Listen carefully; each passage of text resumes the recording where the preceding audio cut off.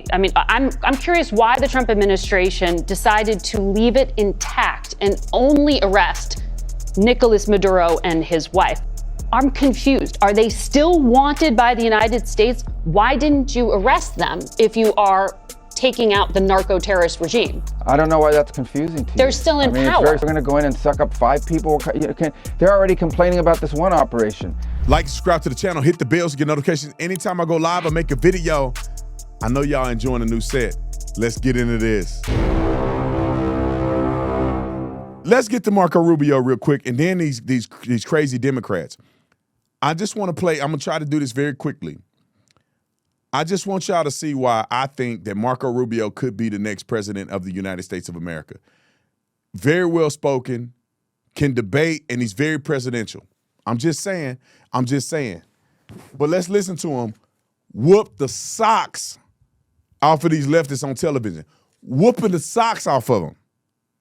They really think they got a gotcha, but somebody that just got common sense can debunk their stuff every day of the week. Roll the clip. Number one, most of the experts that people have on television, I watch these experts and it's clown hour. Okay, these are people that have focused their entire career on the Middle East or some other part of the world because that's where all the action was. Very few of them know anything about Venezuela or the Western Hemisphere. Venezuela looks nothing like Libya. It looks nothing like Iraq. It looks nothing like Afghanistan. It looks nothing like the Middle East other than the Iranian agents that are running through there plotting against America. Okay, these are Western countries with long traditions among their at a people-to-people and cultural level and ties to the United States. So there's nothing like that. So I think people need to stop ascribing the apples and oranges here, the apples of the Middle East to the oranges of the Western Hemisphere. But do you... Number two, this is about the national interest of the United States. And what I'm confident of is we are in a safer and better place because we're taking it seriously. The alternative would have been to leave Maduro there as an indicted the drug trafficker, illegitimate president,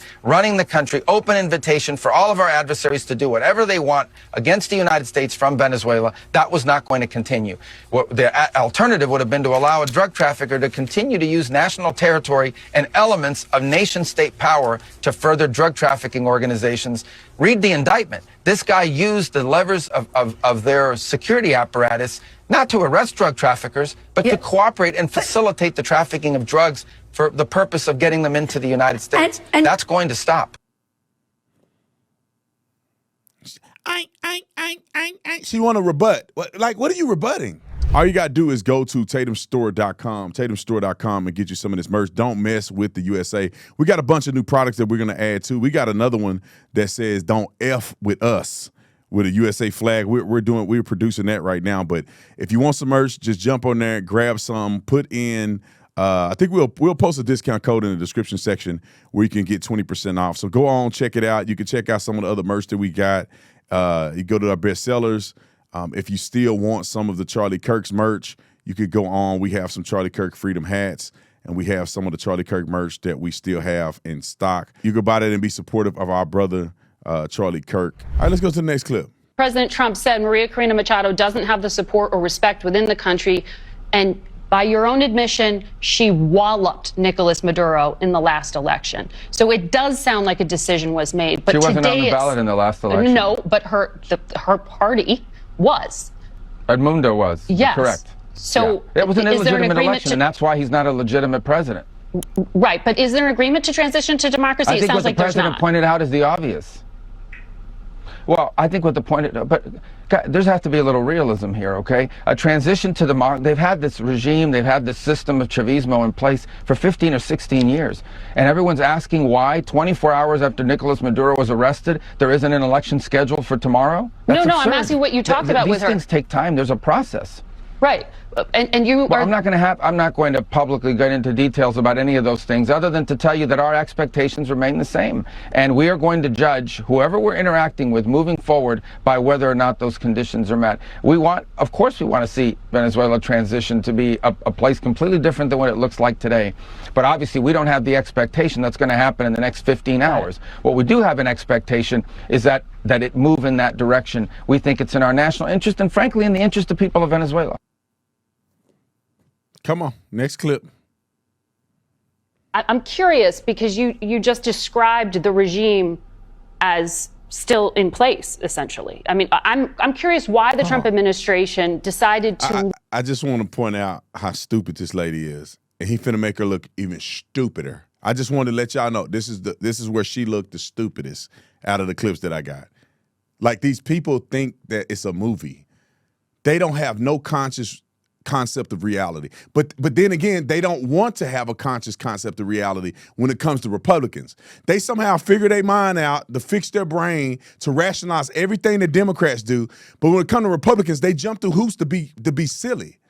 Roll it. Leave it intact and only arrest Nicolas Maduro and his wife, the person who controls the police, the chief thug, Cabello. He's the interior minister. He's been indicted by the United States. He was in that indictment the administration released. He's a narco-terrorist. There's a $25 million price on his head. He's still in place. The defense minister, who has deep ties to Russia, $15 million price on his head. He is still in place. I'm confused. Are they still wanted by the United States? Why didn't you arrest them if you are taking out the narco-terrorist regime? You're confused? I don't know why that's confusing to you. They're still in power. It's very simple. You're not going to go in and wrap up. But you can't go. You're going to go in and suck up 5 people. They're already complaining about this one operation. Imagine the howls we would have from everybody else if we actually had to go and stay there 4 days to capture 4 other people. We got the top priority. The number one person on the list was the guy who claimed to be the president of the country that he was not. And he was arrested along with his wife, who was also indicted. And that was a pretty sophisticated and frankly complicated operation. It was. It is not easy to land helicopters in the middle of the largest military base in the country. The guy lived on a military base. Land within 3 minutes, kick down his door, grab him, put him in handcuffs, read him his rights, put him in a helicopter, and leave the country without losing any American or any American assets. That's not an easy mission. And you're asking me, why didn't we do that in 5 other places at the same time? I mean, that's absurd. I do think this is one of the most, daring, complicated, sophisticated missions this country has carried out in a very long time. Tremendous credit to the U.S. military personnel who did it. It was unbelievable, and tremendous success. And today, an indicted drug trafficker who was not the legitimate president of Venezuela, who we don't recognize, the Biden administration didn't recognize, 60-something countries don't recognize, the European Union doesn't recognize, and many countries in Latin America don't recognize. He was a indicted drug trafficker. He was arrested. His wife was arrested, also but the others who are also indicted are still system of courts. The others who are also indicted are still in place. So that's the point of my questioning there. But you talked about not being the legitimate president. So you wanted us to land in 5 other military bases? No, I'm asking why you chose that this was the limit of the military operation. But to your point that you just made, that Maduro was not the legitimate president. He was the guy who was claiming to be the president. Right. These people are stupid. Why you just listen? He told you what it was. What you should have did is you should have sat down with your producer before you decide to talk to Marco Rubio and say, does this make sense for me to ask this stupid question that why did they capture all 5 people at the same time? Like, just ask somebody first before you get out there and look stupid. All right, there's a few more because he ain't done yet. We got 2 more clips. I want y'all to see this because Marco Rubio put on a clinic. Roll it. If the purpose of the operation was to capture Maduro and bring him to justice, why does the United States need to take over the Venezuelan oil industry? Well, we don't need to. First of all, let me go back up. We don't need Venezuela's oil. We have plenty of oil in the United States. What we're not going to allow is for the oil industry in Venezuela to be controlled by adversaries of the United States. You have to understand, why does China need their oil? Why does Russia need their oil? Why does Iran need their oil? They're not even in this continent. This is the Western Hemisphere. This is where we live. And we're not going to allow the Western Hemisphere to be a base of operation for adversaries, competitors, and rivals of the United States. Have specific oil companies? We also want to see that oil and the proceeds from it. Hold on. We want to see the oil proceeds of that country benefit the people of Venezuela. Why have 8 million people left Venezuela? 8 million, the single largest mass migration probably in modern history, left Venezuela in 2014 because all the wealth of that country was stolen to the benefit of Maduro and his cronies in the regime, but not to the benefit of people of Venezuela. You know how destabilizing 8 million migrants is? The number one fear that Brazil has, that Colombia has, that all these countries in the region have about what's happening in Venezuela and our involvement is they're afraid of another mass migration event. That's what they fear. This is deeply destabilizing stuff. It's not going to continue to happen. They are not going to come from outside of our hemisphere, destabilize our region in our own backyard, and us have to pay the price for it. Not under President Trump. Last clip. Nicolas Maduro was indicted in 2020 in the United States. He is not the legitimate president of Venezuela. That's not just us saying it. The first Trump administration, the Biden administration, the second Trump administration, none of those three recognized him. He's not recognized by the European Union and multiple countries around the world. He is a fugitive of American justice with a $50 million reward, which I guess we saved $50 million. And make sure. Yeah, exactly. But don't let anybody claim it. Nobody deserves it but us. But I want to be clear about one thing. Nicolas Maduro had multiple opportunities to avoid this. He was provided multiple very, very, very generous offers and chose instead to act like a wild man, chose instead to play around. And the result is what we saw tonight. The other message here is the following. You have a guy, like many people around the world, they like to play games. You have a guy who decides he's going to invite Iran into his country, is going to, do the confiscation of American oil companies, is going to flood our country with gang members, is going to take Americans prisoner and try to hold them for hostage and trade them like he was able to do with the Biden administration. Basically likes to play games all this time and thinks nothing's going to happen. And I hope what people now understand is that we have a president. The 47th president of the United States is not a game player.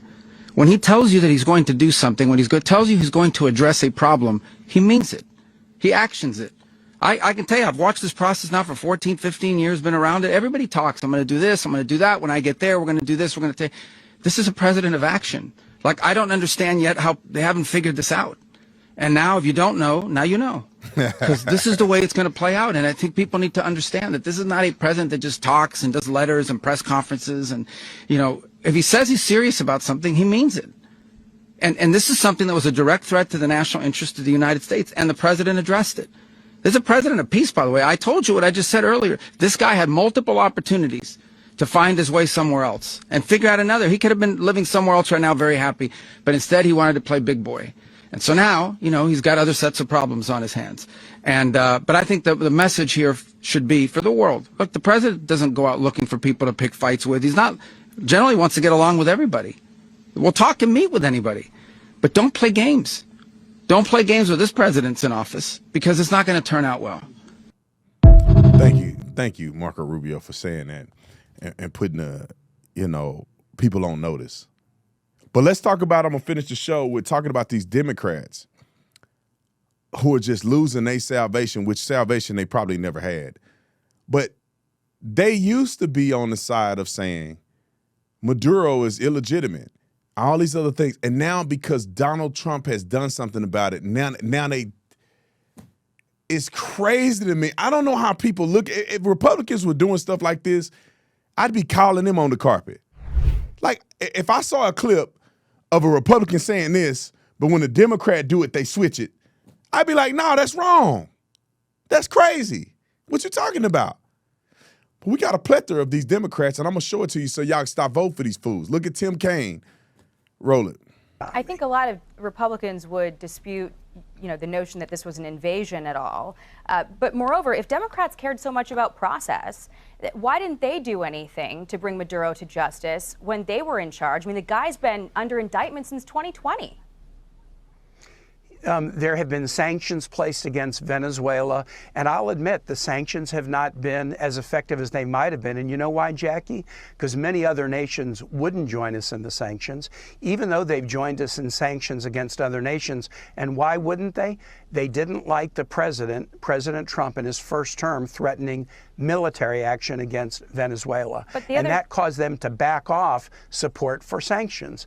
So sanctions and going into international forums and trade restrictions and embargoes and seizing vessels that are pursuant to sanction with a court order, these are things that can work. It's a lot better if you have your allies with us. What we've done now is push our allies away, and we've opened up.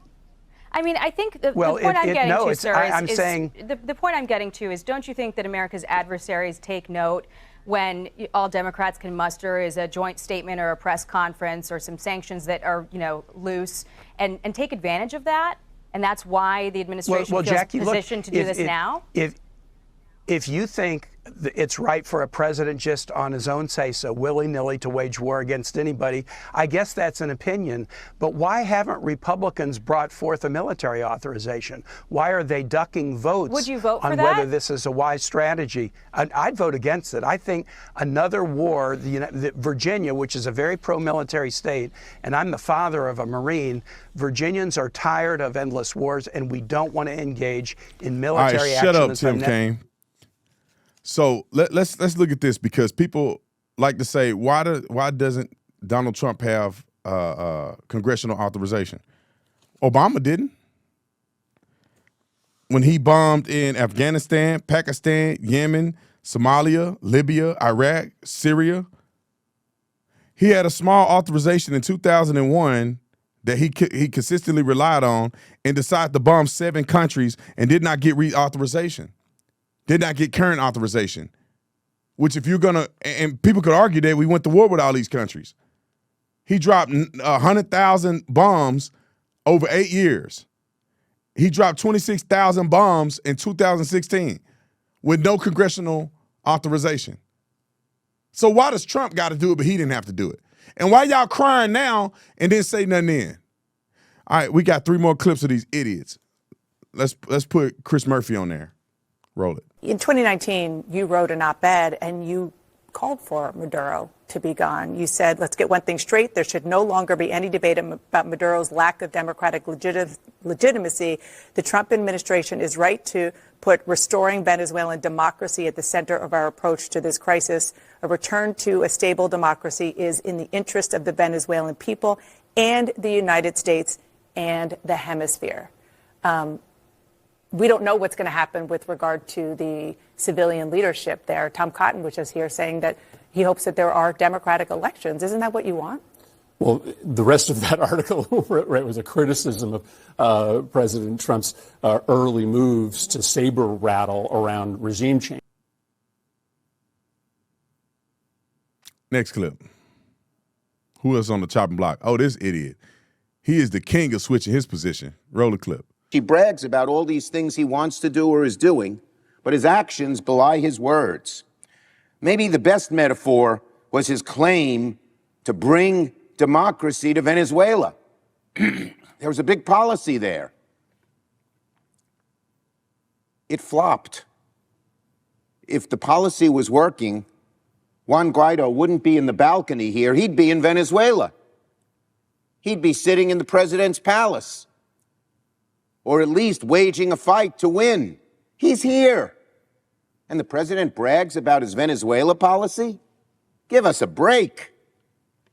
He hasn't brought an end to the Maduro regime. The Maduro regime is more powerful today and more entrenched today than it was when the president began. So what can the Congress do about it is the next question. Well, the next question is very simple, and that is that we have the War Powers Act. That's a privilege resolution, which means the Republicans can't block it. Tim Kaine and I and Rand Paul are sponsors of it. It's going to come to the floor this week. And if it is voted for, if it's voted positively in both houses, then the president can't do another thing in Venezuela without the okay of Congress. We have to pass it. President Trump say that he intends for the United States to run Venezuela? It was reckless. It was dangerous. And looking at the president's demeanor, he didn't even seem to be aware of how dangerous and reckless it is. Let me be clear. Maduro is an illegitimate dictator, but launching military action without congressional authorization, without a credible plan for what comes next, is reckless. All right. Now, Enough of that fool. The crazy thing is he taunt Donald Trump for not ousting him, and then ask for congressional approval, which they will deny. Tim Kaine already said he'll vote against it. They want Maduro to go. They're never going to do anything about it. They're just going to talk. Trump does it, and now they want to say he's treasonous. What's the real deal? We know the real deal, but I want to save the best for last, because this dumb hamburger heifer, all these hamburger heifers, they just make for so much good content because they are the dumbest people on television. The dumbest. They make women look bad. You make you think like, can women actually have a successful show? Because you got 4, 5 women together, and it's the dumbest show on TV. Whole bunch of hot flashes going on that show. All right, roll the clip. Well, so I do think. Oh, hold on. go ahead. I just want to frame it. It's Ana Navarro. That dirty fake Latino is the one that's got something crazy to say. Listen how stupid she is. She's going to say one thing out of this mouth and another thing out of this side of her mouth, all in one sitting. Roll the clip. I don't think this is at all about the Venezuelan people. Donald Trump doesn't give a damn about the Venezuelan people.